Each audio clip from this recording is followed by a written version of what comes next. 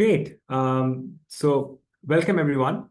Thank you for joining, and it's my immense pleasure to have you all join us for the panel discussion today.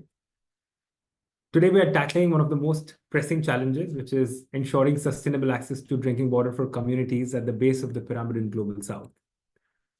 Water Access Acceleration Fund is Incofin's latest fund that provides growth capital to entrepreneurs in the drinking water sector in the Global South. As a specialized impact investor, Incofin's Water Access Acceleration Fund, or W2AF in short form, partners with water businesses worldwide, driving financial sustainabilities in areas where it's often thought impossible. I'm Kapil Kanungo, private equity and fund development manager at Incofin. My work involves spearheading the development of Incofin's new impact investment initiatives and making private equity transactions, especially in the water technology sector. After 2 years of hands-on experience at W2AF, we've seen firsthand that profitability in the water sector is achievable. Today, we are here to share examples of businesses that have not only broken even, but also scaled and thrived. What are their secrets, and how can these successes inspire other entrepreneurs worldwide? Our speakers today are experts and entrepreneurs who have implemented these winning strategies. They'll share insights on leveraging non-traditional revenue streams like carbon credits and impact-linked schemes, cross-selling and segmenting clientele, engaging local communities, scaling effectively, maintaining brand trust in water quality, and navigating regulatory environments that allow private players to thrive. These lessons are more than just theories. They're proven strategies that work. So before we dive in and learn from their experiences, just in terms of flow, we will have a panel discussion for the first 35 to 40 minutes, and then we'll open up for any questions. Please use the chat function here. If you have any questions, just put them in and we'll take them at the end. And with that, I will now invite each of the speakers to share briefly about themselves, their work, and one challenge that they would like to highlight that they are most passionate to address. On my top left is Daniel, so we'll start with you, Daniel, and then you can pass the baton to the next person.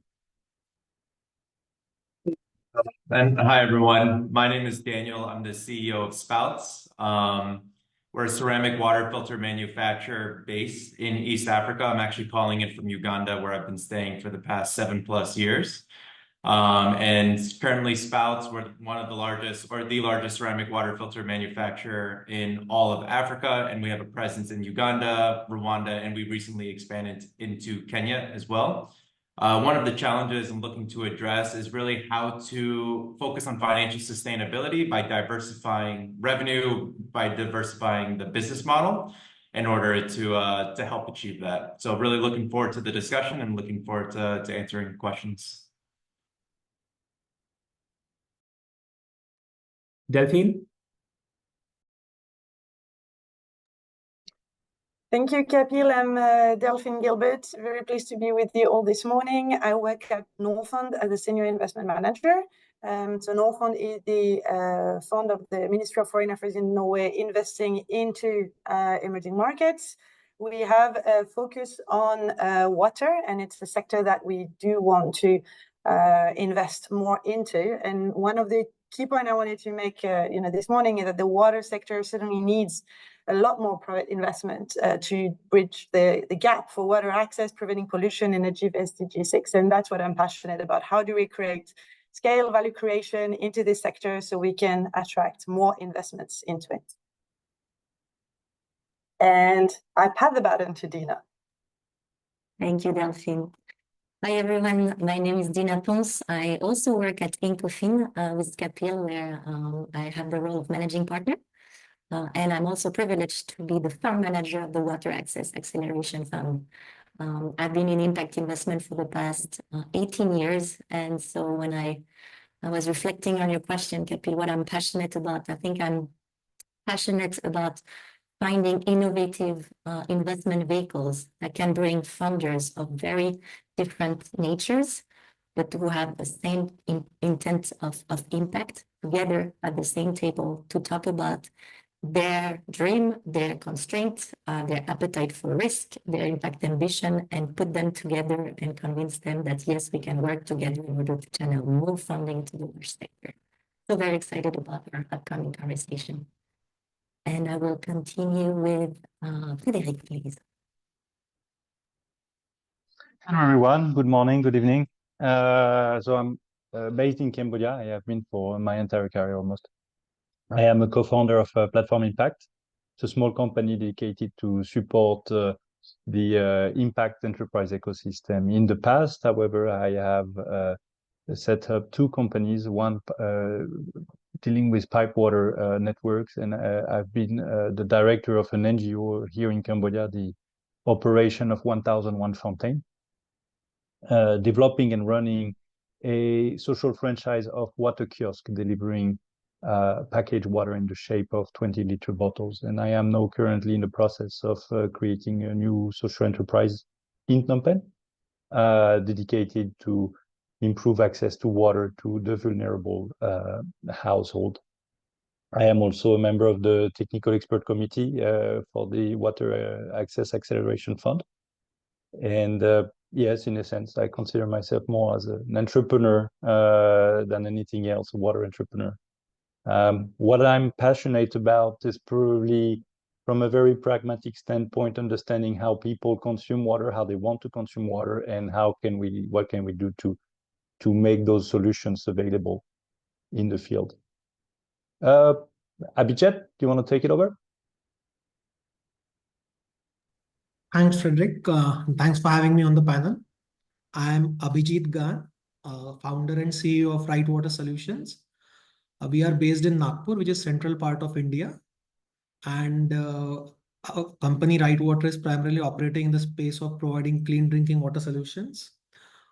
We mostly work with water supply departments across India and set up community water purification plants, which deliver safe water to the communities. One area I'm specifically passionate about is, how we can put innovative solutions to rural parts of India, which are mostly underserved. And that's the area where we are working in for last 15 years now. Thanks for having me again. And David? Yeah. Hi, everyone. So I'm David Grollo. I'm finance director at Danone Communities, which is a social impact investment fund created by Danone a bit more than 15 years ago. And so since more than 15 years, we are investing in Series A in social businesses focused on water access or nutrition for BOP population, for low-income population. And we are supporting them to grow their impact and to in their journey to reach break-even. And I am very much passionate about this, about supporting the social businesses to find the ways to balance profitability with social impact.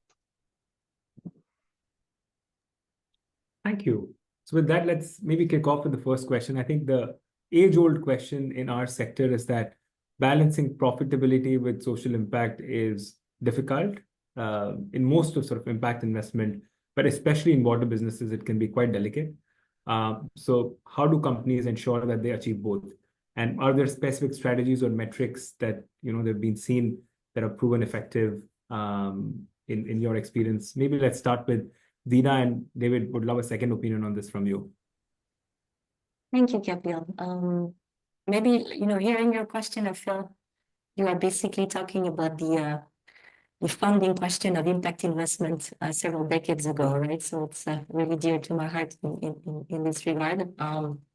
And if I look at our experience even beyond the wash sector in financial inclusion and sustainable agriculture, which used to also and some of them continue to be difficult sectors to invest in. I think the first lesson that I keep dear to my everyday decision making is that if you claim that you are valuing something, then you need to measure it. And when I say this, it means that if you claim that beyond your financial return, you are very interested in achieving a social return, an environmental return, then let's day one agree on what are the metrics that you will indeed measure and that you will bring to the knowledge of your management team and your board on a quarterly basis, on a monthly basis, whatever is the frequency of your decision making, in order to make informed multi-angles decision making. And I've been, in many boards of different companies, and I've seen how powerful it is. Again, day one, to sit down and get the board pack and see that, yes, beyond EBITDA and beyond ROE and beyond margin There is also social return indicators, customer retention, customer needs, customer satisfaction, affordability, in our case on microfinance, interest rates. Similarly for environmental return, right? If you think that this is dear to your heart, have clear, objective, output indicators that allow you to know, am I on track? Is my CO2 avoidance strategy working? Am I transforming my branches to renewable energy sources? Am I reducing my plastic reduction? I'm saying this because, there will always be good moments and bad moments. And in bad moments, then it is very easy to suddenly say, well, this impact indicators, they're much more subjective. And so let's just put them on the side and why can we not, aim towards what I think impact investment has proven over the past at least 2 decades is that financial performance and impact can go hand in hand. Actually, if you treat your client well, if you try to find the right profitability level to reward your staff, if you find the right shareholders with the right amount of patient capital and the same level of return expectations that your business model can sustain, you can indeed achieve both. Yes, it's not quick bucks. Yes, it is not short profit, but it is in terms of financial and even economical, social, environmental value creation, so much more powerful, long-term and sustainable. So I would say my conclusion here is first, if you value something, if you claim that, yes, a social mission is important, don't just put it on the wall of your boardroom to tell people that you're doing good. Find the actual tangible objective indicators that you will track in order to know on a quarterly basis, am I achieving my goals, financial, social, and environmental.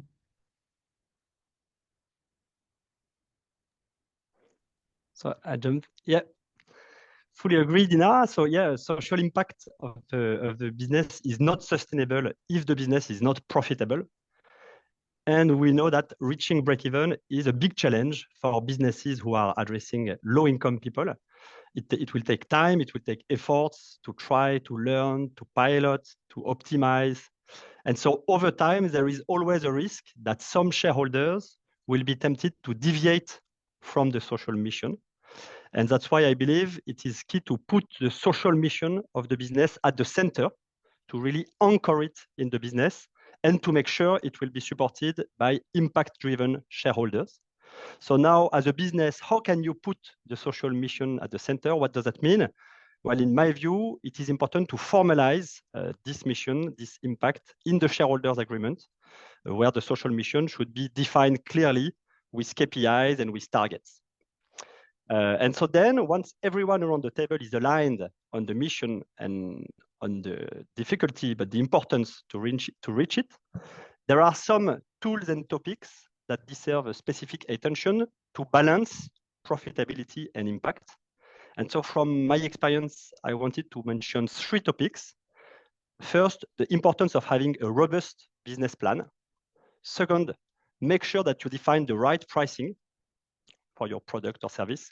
And third, go for hybrid financing, hybrid business model, go for hybrid solutions. On the first, so quickly on each of these points. First point, importance of having a robust business plan. Well, you cannot navigate without a compass as an entrepreneur. And this may sound quite basic, but we actually see many entrepreneurs who do not have a robust enough business plan. I believe it is a key tool to make sure that your business model can work. And if the business model does not work on the paper in Excel, it will never work in real life. And so we saw with Danone Communities various examples of businesses where analyzing deeply the business plan, they realized that they could not become profitable with their current parameters and that some significant adjustments were needed. So in pricing, in channels, in the cost base.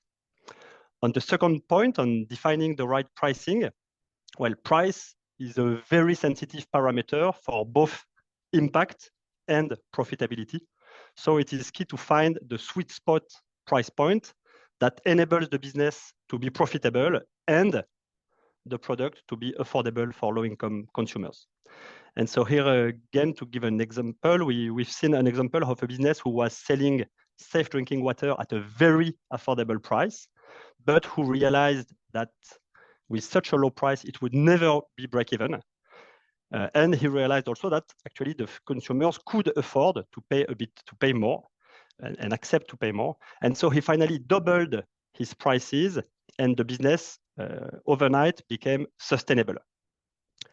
And last point, so go hybrid, because when you are targeting low-income people, the unit margin are always small, are tiny. You need to always look for innovative solutions, innovative ideas to make your business profitable. And so many water access businesses are leveraging carbon finance. The grants or impact-linked financing are also quite interesting tools. And even if your objective is to impact low-income people, don't hesitate to go for a hybrid business model where you will address different consumer target groups through specific channels or products. And so we also know some example of businesses who did it successfully.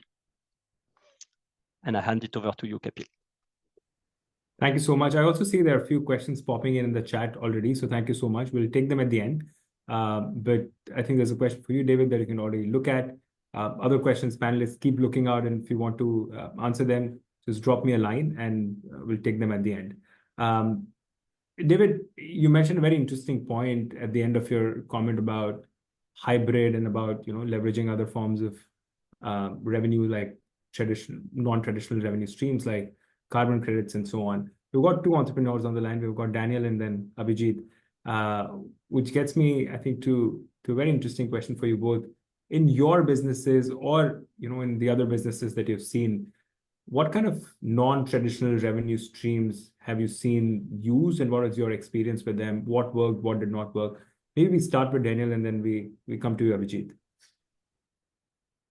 Thanks a lot, Kapil. Yeah, and again, thanks for the opportunity to sit on the panel and share our experience. I'm going to kind of piggyback off of what Dina and David just mentioned as well. At Spouts, our North Star is our impact. And every decision that we make and everything that we do, we're focusing on the impact. And we're very mission driven. So I think our main focus is how can we reach as many people as possible? We have a goal by 2030 of reaching 30 million people, 35 million people, actually. And I'm very happy to say that we're on track to get there. And one of the main reasons that we're able to achieve that is through a non-traditional revenue stream, which is in carbon credits and our dual business model approach. Spouts has one business model where we're focusing primarily on commercial, where we're selling directly B2B, directly to consumers through our B2C sales channels as well. But on the other side, we also have a carbon credit project approach. And this is where we target strictly base of the pyramid customers in rural areas that are not usually commercially viable and very difficult to reach.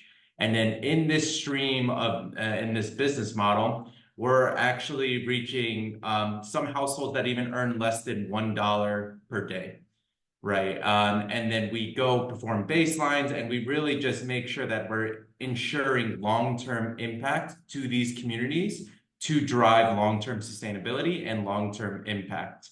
And that's been a key focus for us at Spouts and a major catalyst for a lot of the growth and a lot of the financial sustainability that we're seeing today. So based off of a lot of the investments we made in all the way back from 2017 and really just ensuring that we're able to receive and generate these carbon credits, we're on track to be profitable this year, and then that will only continue in the years to come. Which we would then invest back into our operations and continue our growth throughout East Africa and Sub-Saharan Africa as well.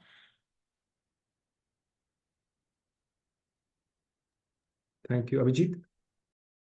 Yeah, so as far as alternative streams of revenue in this space, specifically water is concerned, in India, peculiarly, there is a very structured, act on CSR called corporate social responsibility, wherein every company making a certain profits is mandated to spend 2% of its profit before tax on certain areas of projects.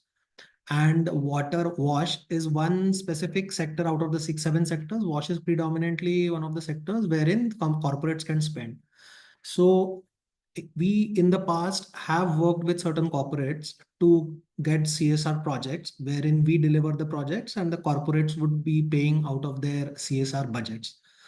To give you a perspective, I mean, the CSR spends on an yearly basis are estimated somewhere to be around 4 to 5 billion, which they have to spend. But wash is just one of the sectors. But yes, it can be one of a good alternative revenue streams for wash companies. Right now, it is just starting, so it's a very, very small, minuscule percentage of the revenue. But going forward, the companies can target this CSR spend. So this is one area. The second area, I mean, as Daniel mentioned, he has been doing carbon since 2017. In India, the carbon revenues for wash space is yet to take off. There are hardly any credits which have been issued for water in India. But having said so, recently we launched one of a large POS program of activities at Gold Standard, wherein the community water purification plants, which we are setting up across different villages, we have tried to register a VPA around that. And the validation is in process. So we hope that, another 2 to 3 months, the PO and the VPA will be accepted by Gold Standard.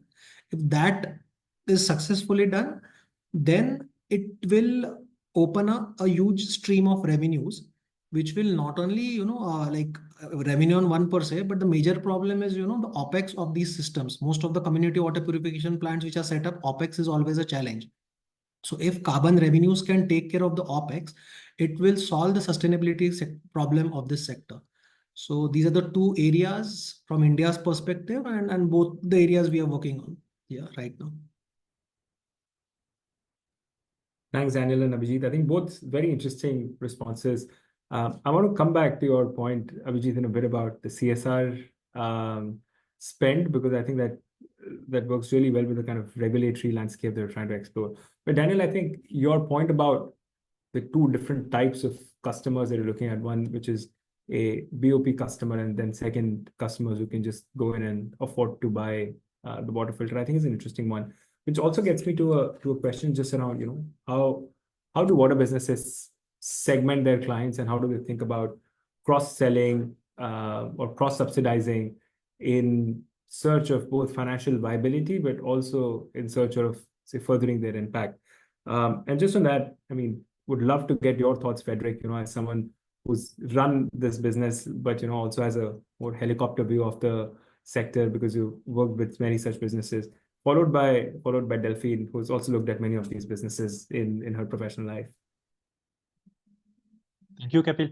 I think this question has different answer depending on the format of the service, whether it's pipe water or package water, for instance. Cross-subsidizing for pipe water, for infrastructure, for instance, will typically, at least in Asia, take the shape of applying different tariffs and rates per cubic meter of water delivered, depending on the customer, whether the customer is a company, a factory, or large household. For example, they will pay more, and this way it will help subsidize water delivery for smaller households that technically generally are lower income household. Another way to do it, and I'm going to take the example of the Water in School program led by the 1001 Fountain NGO, is not to ask the customer with the higher purchasing power to subsidize the poorest customer, but to use the core business, which is in this case addressed water entrepreneur delivering water in the village through water jugs to low-income population, but the volume makes it that it generates sufficient income for those water entrepreneurs who themselves are villagers to run their business, and they're using part of their time. So it's co-subsidized by foundations, typically in Europe, but they're using a good chunk of their time, about 20 to 25% of their time, to deliver free water in all the primary schools throughout the surrounding village. So that's another way to cross-subsidize, I think, access to water.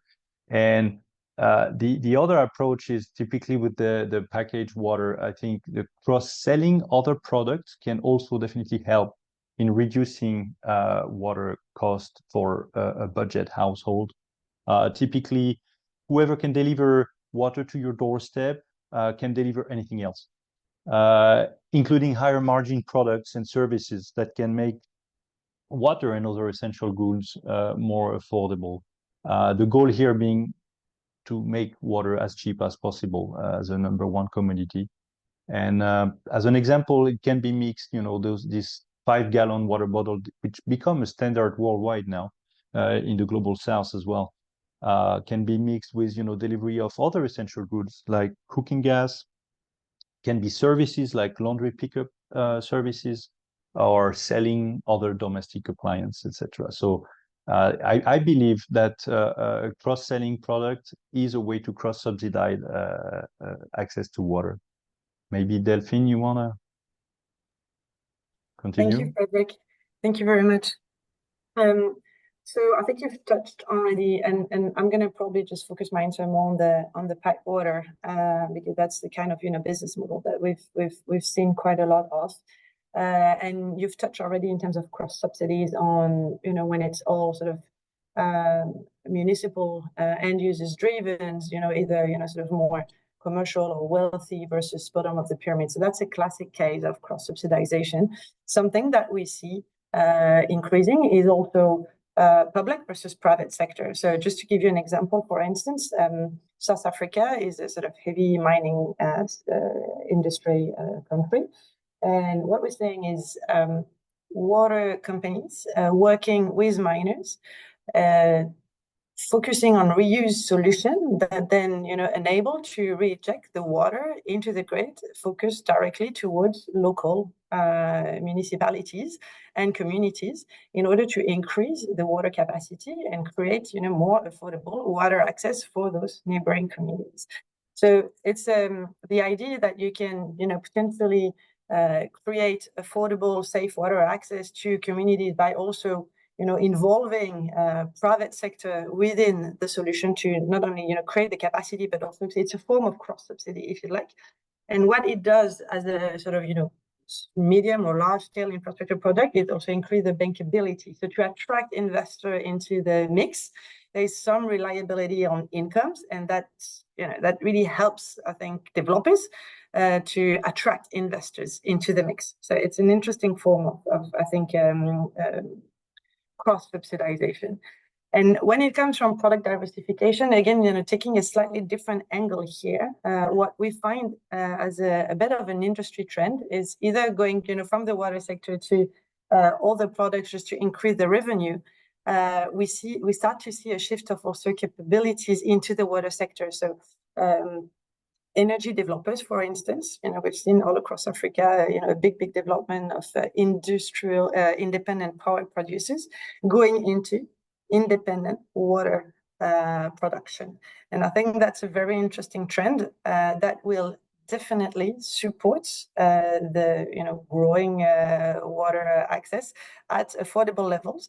And it's teams that have developed those projects before. They know how to attract financing, and they can develop energy mini-grid and water mini-grid next to each other. So water also powered by renewables. So those are interesting. I think all the form of cross diversification and transfer of knowledge into the water sector, which I find personally very encouraging. Thank you, Frederick and Delphine, both very interesting points.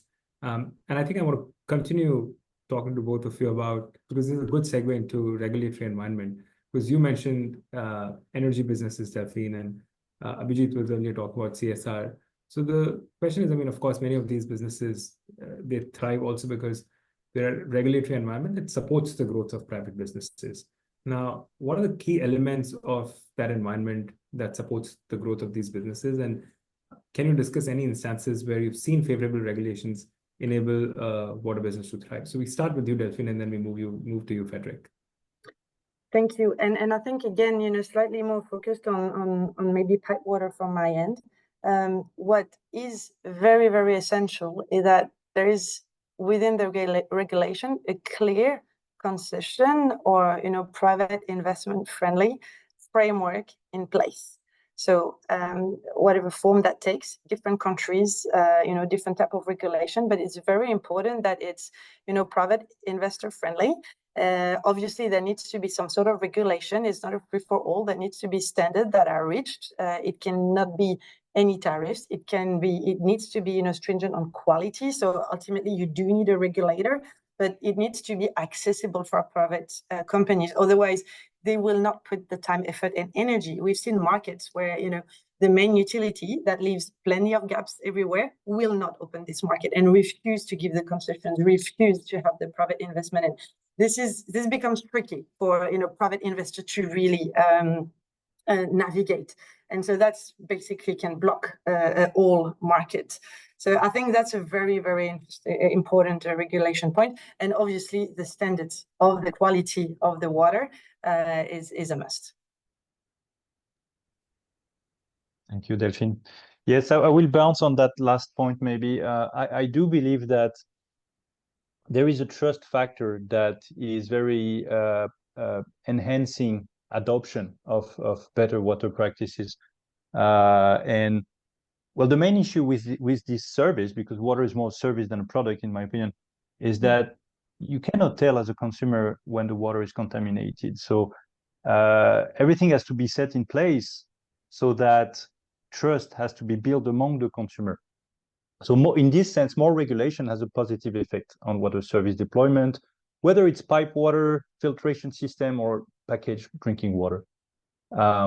So it's key in the adoption pattern, because without the effective monitoring of the water quality, so standards is a thing, but standards require more visible steps like monitoring and controlling also to convince. And without this effective monitoring, the water quality, mostly the potability, by you know, an independent, reliable body, then we somehow incentivize bypassing standards and cutting costs. So that's very bad. So in this sense, more regulation for water quality is key to the deployment of water incentive.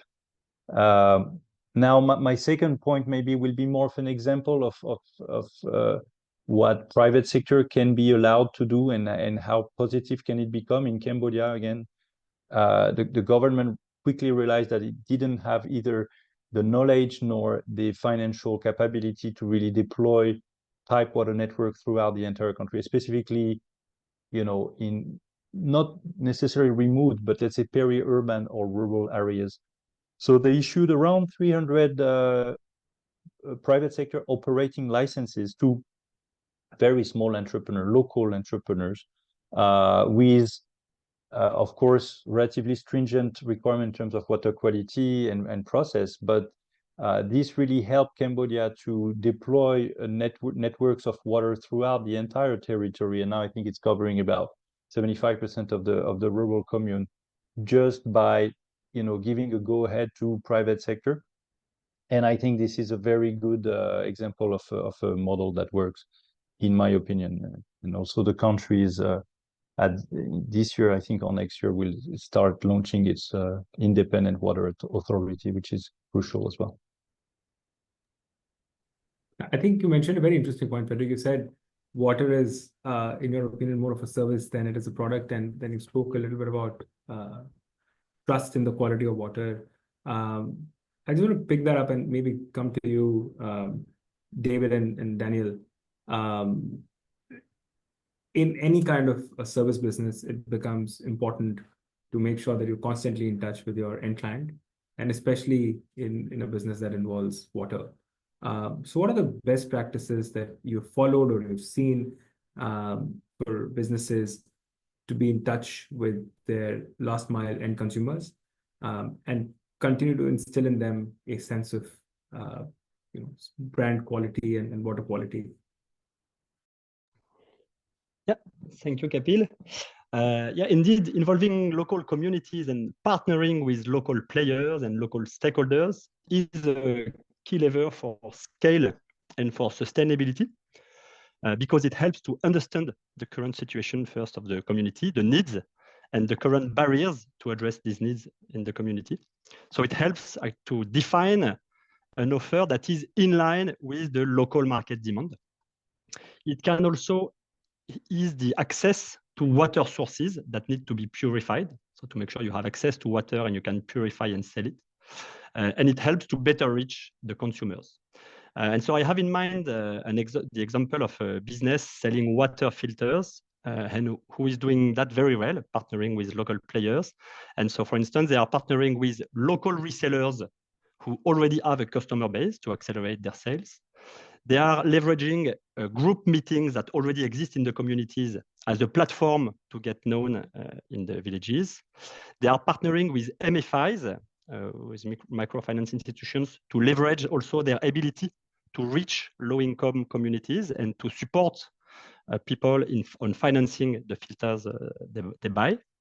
And they are also exploring partnerships with local utilities who could propose to their water pipe end users to buy home water filters to purify the pipe water at home. So many examples, many different ways to create links with local communities. And very important point for me, in all these examples of partnerships with local players, it is very important to analyze the full value chain of the business. So what is the value that you create for the consumer, for your business, and for your partners? And to find a fair sharing of the value so that all the parties are incentivized to make it work. Otherwise, if your partner is not earning enough money when he's working with you, it is not sustainable and the business will not grow. And we have seen interesting examples, also concrete examples on that. So one where when the business increased the commission for the local partner, the sales suddenly boosted very significantly. And on the opposite, I have seen an interesting example where a social business had a partnership with a local player, but the business was losing money while the local partner was earning significant money. And so this was not sustainable, and the social business realized it and managed to renegotiate the terms of the partnership to make it a win-win model. But so important to always make sure that all the parties will be interested in growing the business and growing the impact. Thanks. And from our side, I mean, just speaking on local communities, I mean, creating a relationship with the local communities is critical to success in general for the company and specifically for Spouts. And I'm just going to piggyback off of what Frederick mentioned as well. I think he mentioned trust, right? Building that trust. And we see it the same way. It's creating that trust, but also just building that long-lasting relationship. Spouts currently, we've been able to reach over 250,000 households, reaching over 1.5 million people to date so far. And in just this year alone, we're actually looking to reach over 1 million people. A big part of what we do before we expand into a new region is that we perform baselines. And sometimes this baseline can be done over about a year in advance before we actually set operations and create a physical presence in that area. And why that's really crucial is that we need to fully understand what exactly is the problem, right? What's the income of that household, right? What is the fuel that they're currently using? What are their current sources of water? And this is something that we collect for all of the households that we actually reach.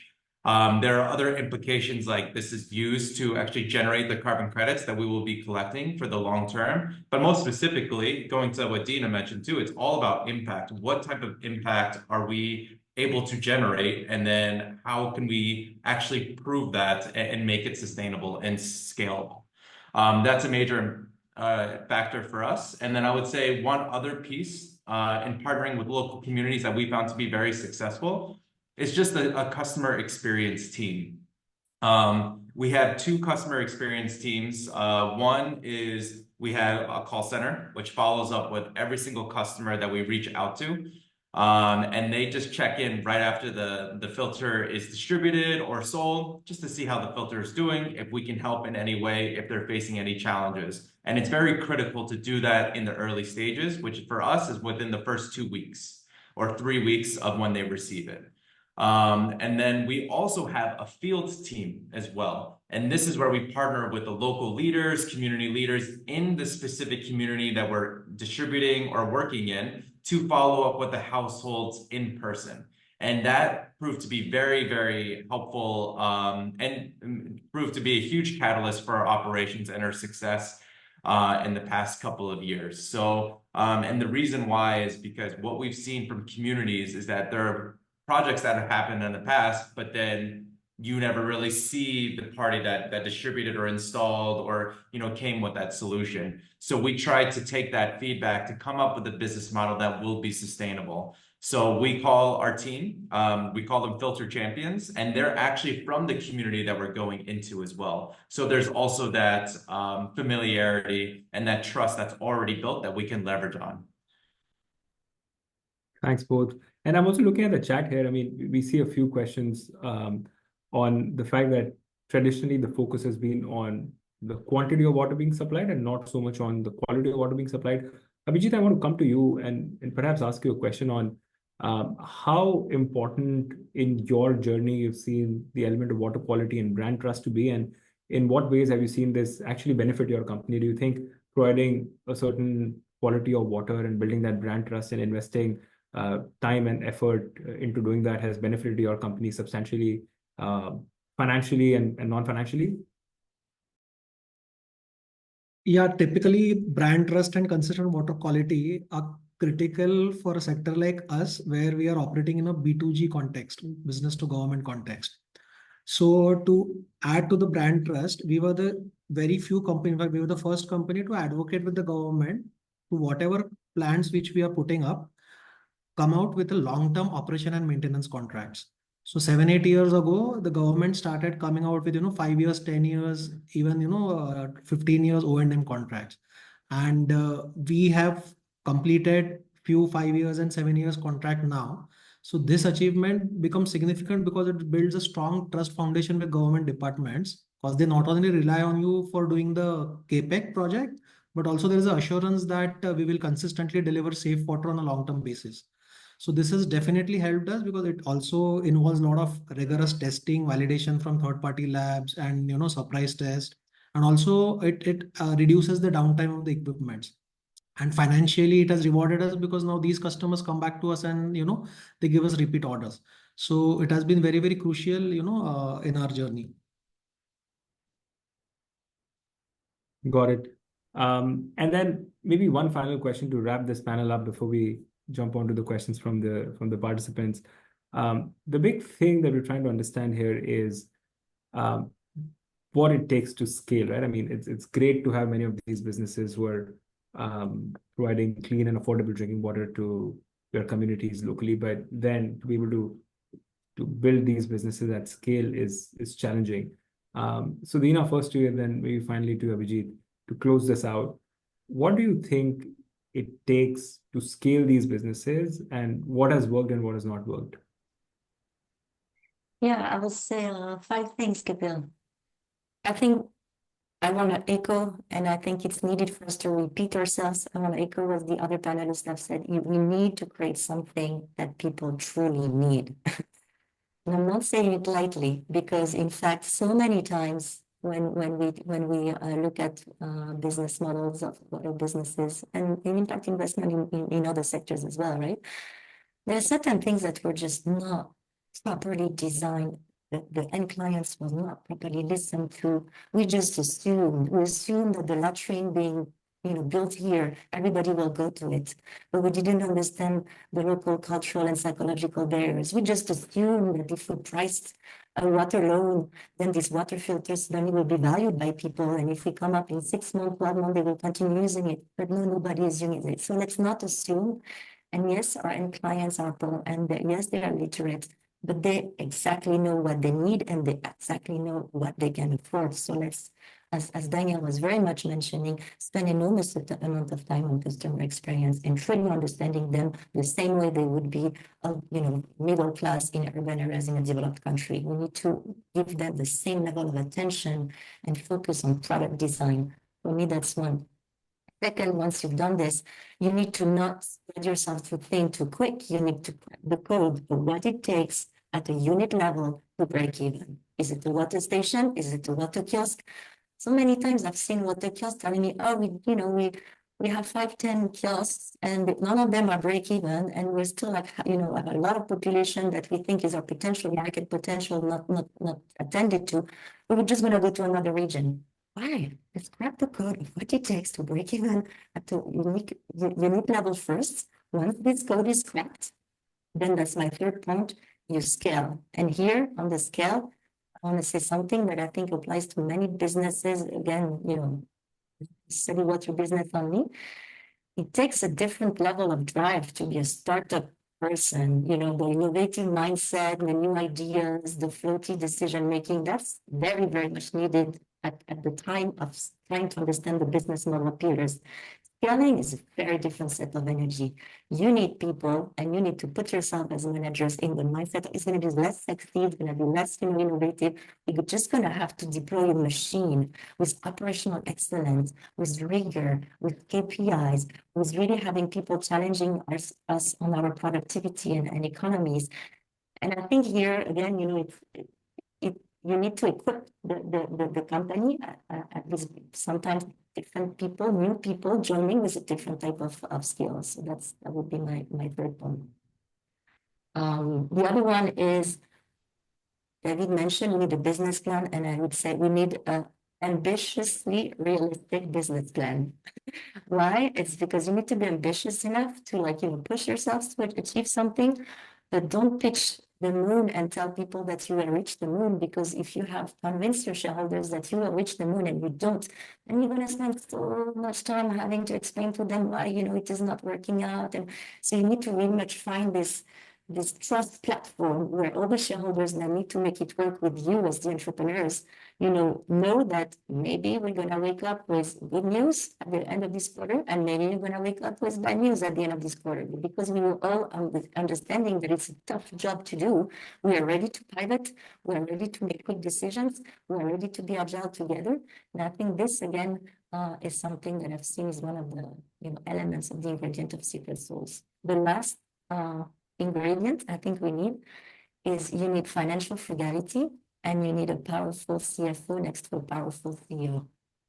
CEOs would tend to be the entrepreneurs' ideas people, right? So they think it's possible to do it, and we need that energy.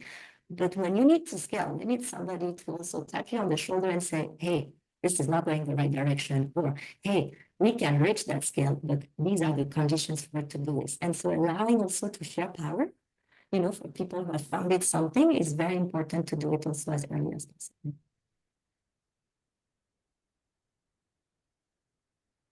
Yeah, so Dina answered that difficult question, because that how to scale up challenging water businesses, it's a big challenge. We are still learning around it. Can share based on our journey what has worked, and maybe an example how we were able to scale up.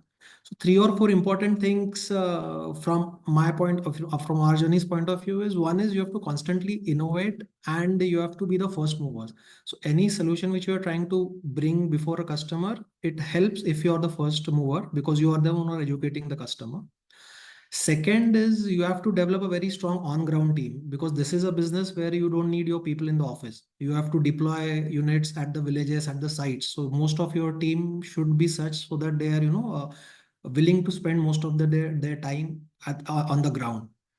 And you have to constantly keep looking for the opportunities, because the regulatory frameworks, the policies keep on changing. So you have to see where you can find opportunity in them. And if required, you also have to pivot to make most use of that opportunity. In our case, I'll give you an example. In 2019, Government of India started Jal Jeevan Mission, which some of you know, which is one of the largest public health program being implemented, wherein they said they will be providing clean drinking water through taps to every rural households.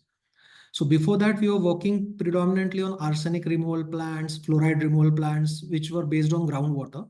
But with the advent of Jal Jeevan Mission, they said they will be doing schemes only based on surface water or water which is free from chemical contaminant. So obviously, naturally, at that point of time, our major products, which were groundwater based contaminant solutions, they had limitations. So then we thought, what exactly can be the opportunity out of this? And obviously, I mean, since they were building taps and pipelines across thousands and thousands of habitations, we thought disinfection could be one of the most important solutions which we can provide. So having identified one opportunity, we immediately approached the different water supply departments. We had a product for disinfection of water called electrochlorination. We pitched to multiple, agencies, and one of the agencies liked the idea and they decided to implement it for the entire state. And now we are seeing so much of traction for that product that became our largest order ever in the history of the company. So you have to keep on pivoting and you have to, be there at the right time with the right product. Yeah. Thank you. We'll now take a few questions from the audience. Mindful of time, we've got 8 minutes left. So we'll do a bit of a rapid fire almost. So Dina, I want to start with you. There's an interesting question from Mitra here, which talks about the fact that there's a big capital market fit apparently because there's not enough people investing in that 200K to 2 million kind of range where companies need financing. And then with the fact that there's heavy impact requirements, companies need to spend up to 15% of their revenues on impact measurement management, it becomes very difficult for companies to survive and be viable. Would love to get any thoughts from you. And then anyone else on the call, I'm looking at you, Delphine, David, if you are interested, you can follow up after Dina. Thank you. I think the core lessons that I've learned and drawn from, impact investment is that don't track impact indicators because your donors or your investors or your shareholders are telling you to. Track a set of indicators that make sense for business purposes, right? So, and find investors that are agile and like-minded enough to understand that, no, this is, given the level of sophistication of a company, the amount of money you're making or not making, the things you need to know about your customers are these 5 indicators for now, no more, no less. Later, when we'll be able to generate more revenues, maybe we can speak about being more grandiose about impact measurement. But we don't measure impact to make higher-up asset owners happy. We measure impact to make sure that what we do in the field makes sense. So I remember, in the early days of microfinance, so we started with 3 indicators, 5 indicators, again, around the same concept in water business: affordability, can people afford it? Income changes, is it making any positive income or living standards improvements? And client retention and satisfaction, are people sticking around?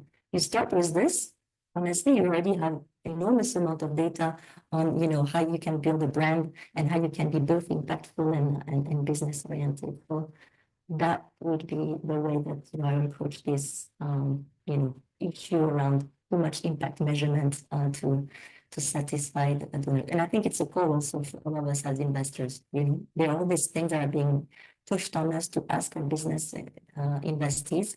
We need to be reasonable. Otherwise, we drown them on things that, honestly, if at the end of the day, your CEO is telling you, listen, I'm spending 20% of my time answering your questions instead of running my business, then we are collectively responsible for the success or the failure of this business.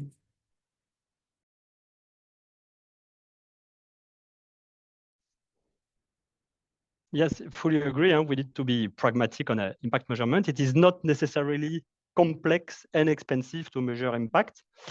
When you are a business selling safe drinking water to low-income people, your impact is basically the volumes that you sell, the number of people that you reach, and that's quite basic indicator that you will have for free.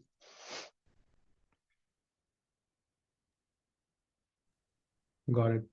Delphine, I see you're coming off mute. Very quickly from me, I do kind of echo the fact that, this sort of smaller scale range is probably less addressed. Also, it's more and more addressed. So I think we see a trend here where financial investors are more and more interested. I mean, first in the water sector, and then being interested in the water sector, they know that then there is a need to cater for smaller scale type investments. I think it's always about balance. So, there is a bit of a world of impact investments, and there is a world of standard investments. But I think this is blending more and more. I think most of the investors are also looking for some level of impact and going toward that. And I also think at the last point that from institutional investors, there is almost sometimes a responsibility to empower what we call intermediaries. And I think this is the reasons why, Norfund, for instance, invested into, WAF, which is the Incofins fund, in order to go and catalyze the sector because we couldn't address ourselves. So I think empowering the sort of, institution that in the grassroots, have closer to their markets is very important. Thank you. There are a few more interesting questions, but I'm not sure if we'll have the time to address, just given, how close we are to the closing. Maybe one final rapid fire to all of you is, what lessons can other entrepreneurs learn from the examples of successful water businesses that we discussed today? And how can these challenges be applied in different contexts or regions? Because we're coming from all different parts of the world. So how can they be applied in different regions and contexts that have similar challenges? Perhaps we start with you, Abhijit, here, and then you can pass the baton to the next person and so on. Yeah, so basically 3 things I would like to highlight. One is embracing innovation, because that's what will keep on, moving you in challenging times. Second is being persistent and always, stay adaptable. So these 3 things, are crucial for any entrepreneur in WAS space and in any context for that matter. Yeah, maybe I can just piggyback off what Abhijit just mentioned. Yeah, I definitely agree with all of that. And then maybe the one that I would like to emphasize a bit more too is just understanding the problem fully. And I think Dina mentioned this as well, like there are people who create a solution based off their assumptions, but a lot of the times the assumption's not actually aligned with the actual problem. So I think fully understand the problem at hand, communicating, building that relationship with the communities facing that problem, and that can be very helpful. Delphine? I'd pick just one because everything that has been said is, I think, very true and valid, and I won't repeat. But I say, pick your investors wisely.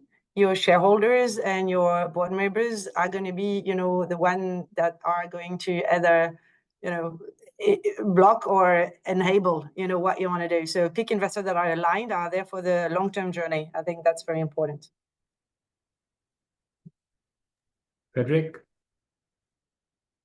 Yes, I think water access really is an end by itself. And I want to say that it can be reached through several means, several ways, and we have to remain creative. For me, as an entrepreneur, the question is not how much can one afford to pay for water, rather what can we implement, what can we do to make this water cheaper and more convenient to the greater number. And I think cross-subsidizing and cross-selling other products could be part of the solution. David? Yeah, so I will just insist on some points I already mentioned. So put the social mission of your business at the center, formalize it, and make sure it's supported by your shareholders. Don't navigate without a compass, so build a robust business plan. Go for innovative hybrid solutions. And last, partner with local stakeholders and do this always making sure that there is a fair sharing of the value, so everyone is driving and pushing the impact. Final words, Dina?